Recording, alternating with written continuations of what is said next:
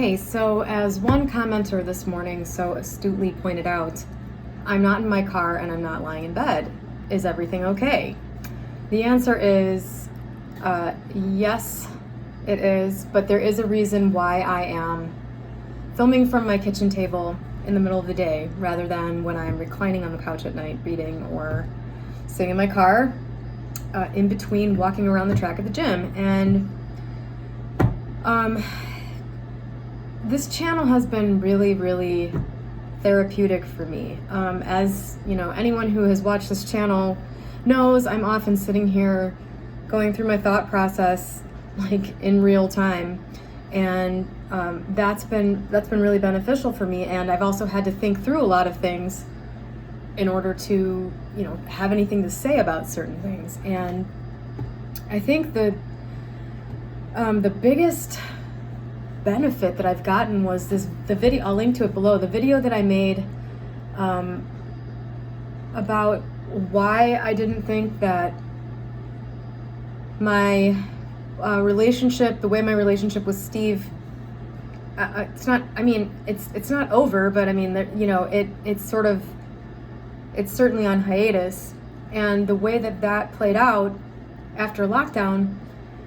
Thinking through why I didn't think that had anything to do with the way I was viewing him led me to a pretty major, you know, I don't want to say it was like a brand new insight, because, you know, I've speculated for the last couple of years, and to the last few people that I've dated, that, you know, the last guy I dated, I was like, you know, I think you kind of choose older, unavailable women that are unavailable in some way. You know, I was just kind of like, because he had a pattern of that. He had a pattern of dating women that were older and going through a divorce. His previous two serious girlfriends had been going through a divorce when they got together. And I was like, I'm not technically going through a divorce, but I am kind of in the same situation. Like, there's another party here that I still share a bunch of stuff with that we haven't really figured it out. And I was like, I see a pattern here.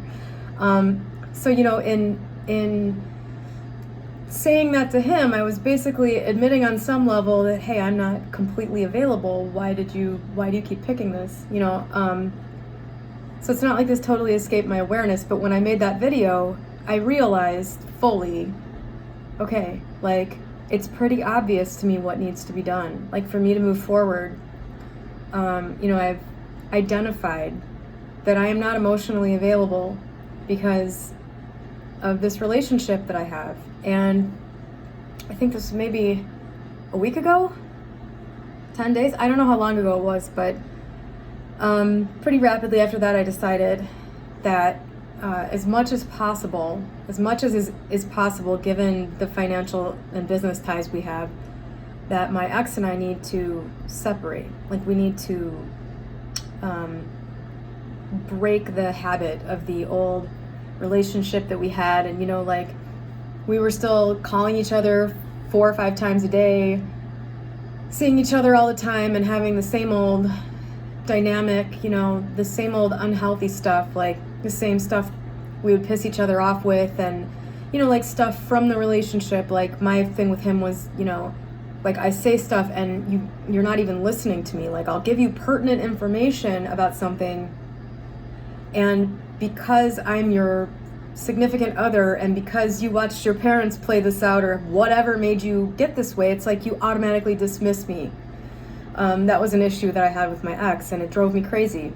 And so up until literally days ago, that same dynamic was playing out, even though we've been broken up for 5 years. And, you know, I just decided that I needed to put my money where my mouth is. I mean, I'm talking on this channel about how I'm doing everything. And, you know, I think my biggest credo is, if you know what needs to be done, do it. Don't wait. Don't put it off. Don't procrastinate. Don't try to manifest it happening. Go do it. If there's a conventional action that can be taken, do it. You don't need to manifest every freaking thing in life. You know, you're a human being with agency and abilities, and you can take care of some shit yourself.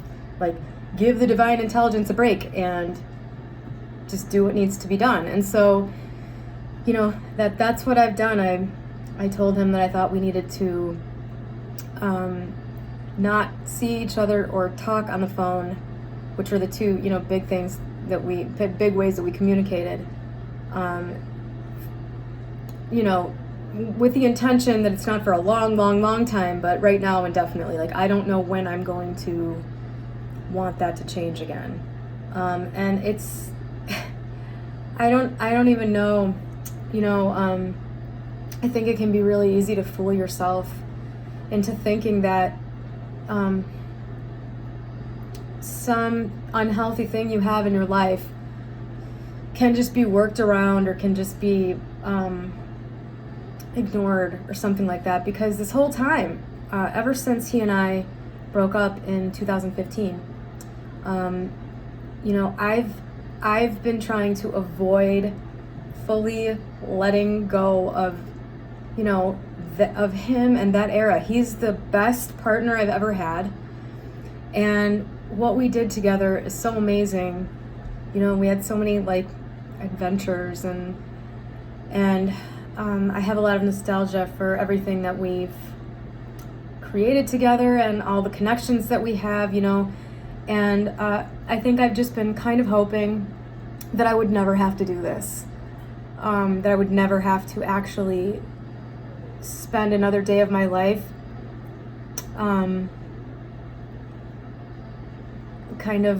without him existing.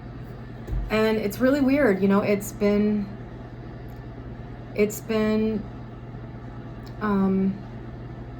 overall really good, because I think a lot of times when you avoid something, it's because you have a memory of it being bad in the past. I have memories of my 20s where I was broke and didn't have anybody, and kind of was fending for myself, and it was very scary because I was so much younger and had I didn't have any means to do anything. And I think this whole time I've been really afraid that I was gonna have to re-experience that. And on the first night after we kind of discussed this and said, okay, we're gonna do this, I had a pretty bad night that first night. I felt like I was right back there. I was right back to 26 or 27 again. But that I just kind of sat there and let it pass, and did some reading, read a little Neville. But kind of suddenly I got this sense of doing the right thing, that I'm doing, this is in fact one of the things that I had to do in order to move forward. And he and I are still texting here and there, because we have to about work and everything. And it turns out that he's had some pretty interesting kind of revelations over the last few days too. And it's just really good for both of us. And it's really good to know that I can survive without, I can survive emotionally. I can handle my own feelings about things. I can handle being emotionally alone. I can handle not calling somebody every time I feel scared or sad or whatever. I've probably called him every time I've had a feeling like that for 12 years. And it was nice knowing that I can do it myself. You know what I mean? It's liberating. Knowing that you can handle your own shit. And I really think that, I was talking to Robbie Bobby Scotty this morning, and we're kind of going through a similar headspace, of course. We haven't talked in days. He had no idea about any of this, and he shows up today and we're basically in the same headspace. This happens all the time between me and him. And, we were talking about, he was like, I think it's such bullshit that you have to get happy alone. And I kind of feel the same way. I don't think you have to be happy alone. I don't think you have to be buoyant with radiance, when you're alone and you don't want to be.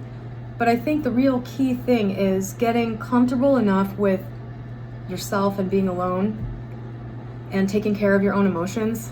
I think the key is getting comfortable enough in that space that you don't make bad decisions in the rest of your life out of fear of ending up alone. I think that is the key. You don't have to be super happy about it. You can strongly prefer a different way of living, and I don't think there's anything wrong with that or anything that creates a negative outside reality just from preferring to be in a relationship or preferring to be in contact with a bunch of friends or whatever it is. But this being alone thing, making decisions from the fear of being alone, tends to produce you being in a relationship where you feel alone or you ending up actually alone again. That's been my experience. So anyway, that's what I have been up to, and that's why I am filming this from my kitchen office, because I'm going to work early in the morning and at night now, and my ex is going during the day, so that we can kind of avoid each other and just exist in our own mental space again for the first time since 2008. Felt like there was something else I wanted to say about this, but I don't know. I just feel happy because I feel like, you know, I'm taking the action and doing the thing that's within my power to do, that seems obvious to me to do, to get me to the final destination or the state of romantic fulfillment or whatever it is that has seemed to elude me while clearly, you know, being unable to actually be in my life due to this unresolved relationship with somebody who, you know, I have all these nostalgic feelings of not wanting to let go and everything. Trying to put my money where my mouth is seems like the right thing to do. Seems like talking about it here is the right thing to do, because this is all a part of it, you know? If you set something into motion, you'll be led along a path that leads you to that thing, and I'm evidence of that. If you look at everything I've posted here in the romantic realm, this whole year so far has just been one thing after another thing after another thing that has furthered my progress. So I hope that interests you if it doesn't help you, and thank you for joining me in my office today, and I will talk to you soon.